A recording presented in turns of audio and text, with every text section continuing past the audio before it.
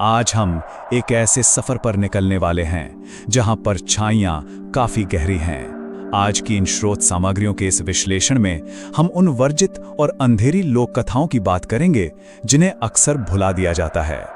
लेकिन सच तो ये है कि ये खौफनाक किस्से आज भी हमारे इतिहास के पन्नों में कहीं न कहीं दफन हैं। तो चलिए इस रहस्यमयी दुनिया में कदम रखते हैं। एक बहुत ही गहरा सवाल है, क्या होता है जब कोई सोती हुई परछाइयों को जगा देता है? जरा सोचिए, ये सिर्फ एक सवाल नहीं बल्कि एक चेतावनी है। जब हम अपनी जिज्ञासा में आकर उन चीजों को छेड़ देते हैं जिन्हें हमेशा के लिए दफन रहना चाहिए था, तो उसका अंजाम आखिर क्या होता है? खैर, आइए इन खौफनाक वृतांतों के पन्नों को पलटते हैं और उस गहराई में उतरते हैं जहां से लौटना शायद नामुमकिन है। ठीक है, चलिए सीधे चलते हैं अपनी पहली कहानी की तरफ। मुंबई गांव का वो वर्जित कुआं और उसका काला सच।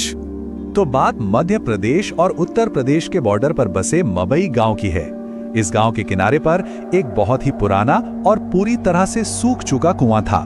स्रोत सामग्रियों के अनुसार गांव के बुजुर्ग अक्सर सख्त चेतावनी देते थे कि उस शापित कुएं के आसपास कोई ना भटके। उनका साफ मानना था कि उस वीरान और झाड़ियों से घिरी जगह पर जाना किसी अनजान और भयंकर मुसीबत को सीधे सीधे दावत देना है। सूरज ढलने के बाद तो उस तरफ देखने की भी मनाही थी।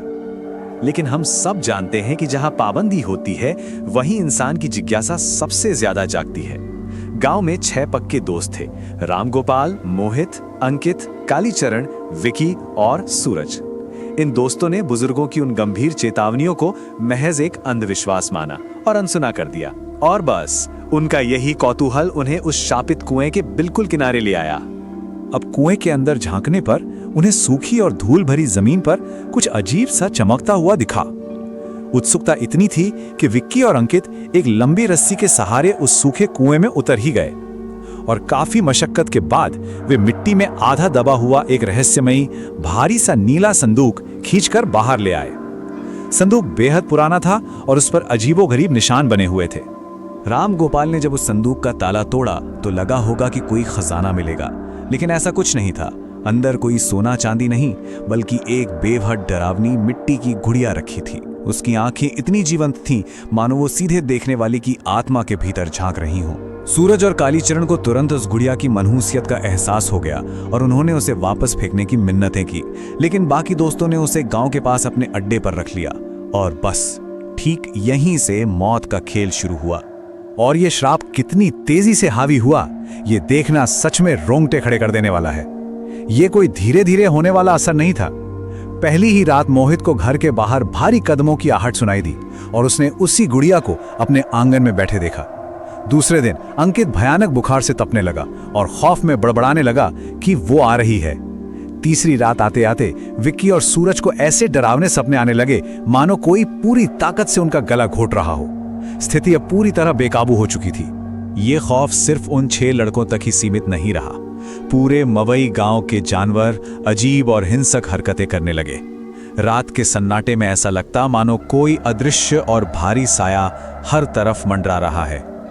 रामगोपाल को यह भयानक एहसास हो गया कि उन्होंने उस नीले संदूक को खोलकर कुएं की किसी बहुत ही प्राचीन और बुरी शक्ति को आजाद कर दिया है।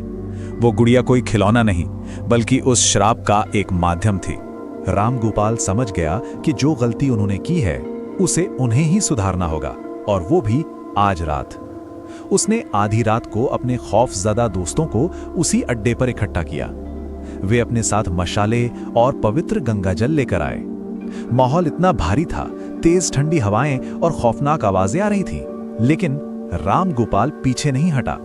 उसने उस मिट्टी की गुड़िया पर सूखी लकड़ियां डाली, तेल छिड़का और उसे आग के हवाले कर दिया। और यकीन मानिए, जैसे ही गुड़िया धूं धूं कर जलने लगी, हवा में एक बेहद दर्दनाक और रूह कपा देने वाली चीख गूंज उठी। लेकिन जैसे ही वो गुड़िया पूरी तरह राख में तब्दील हुई, वो चीख एकदम से सन्नाटे में बदल गई। गांव का वो घुटन भरा माहौल अचानक हल्का हो गया। अगली सुबह तक अंकित का बुखार भी उतर गया। मुंबई गांव एक बार फिर सुरक्षित था, लेकिन इस खौफनाक रात ने उन दोस्तों को एक ऐसा सबक सिखाया जिसे वे ताउम्र नहीं भूले।